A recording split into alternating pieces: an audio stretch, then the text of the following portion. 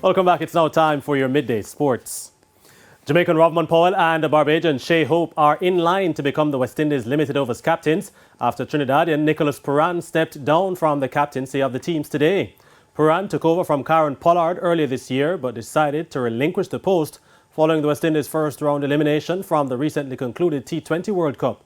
He led the Windies in 17 ODIs, winning 4 and losing 13, while overseeing 23 T20 internationals, where he won 8 and lost 14. The West Indies men's next white ball series is against South Africa in March 2023, directly after the 2 Test series, and it consists of 3 ODIs and 3 T20s.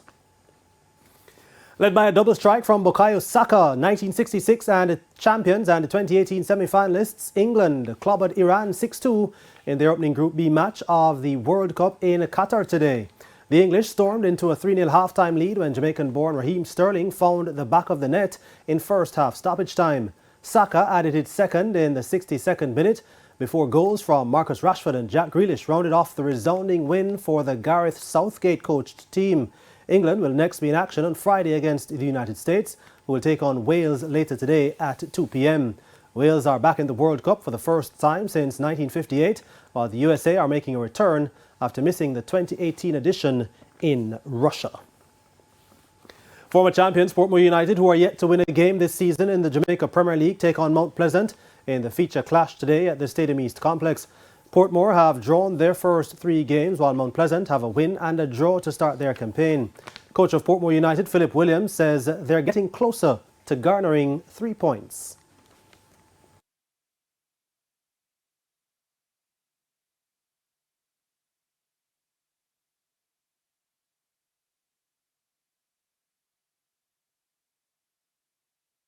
Every game that we enter to win, and 3 points is the ultimate aim.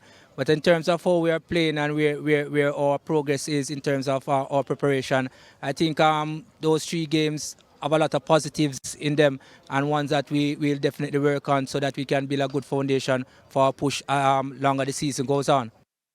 The match is set to kick off at 7:30. In the day's first match at 5, newcomers Chapelton Maroons, who are on a 3-game losing streak, take on former champions Waterhouse FC. A double from leading goal scorer Annika Lindsay helped GC Foster College to their 3rd win of the Intercol Women's Football Competition recently at the school's ground in Spanish Town. GC Foster College got the better of Case 4-1, with Akiza Waden getting them off the mark in the 7th minute. Suevine Miller doubled the advantage in minute 35. But 3 minutes later, Vanessa Martin got on the scoresheet for Case. However, Lindsay would make it 3-1 on the stroke of half-time before wrapping up proceedings in the 77th minute.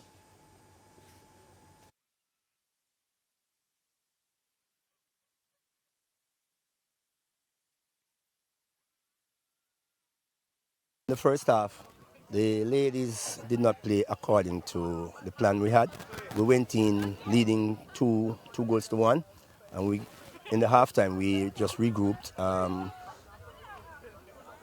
placed another plan on the board, and the ladies responded to it, and we came out victorious. We're a new team and we played to the best of our abilities, but unfortunately GC Foster took the win.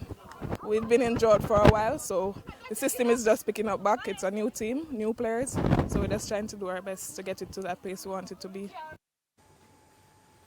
And that's it then for your midday sports report. Shamela. Thanks, Jordan. And that's the Midday News. I'm Shamela Pullen. Join us at 7 for Primetime News. On behalf of the news, sports and production teams, good afternoon.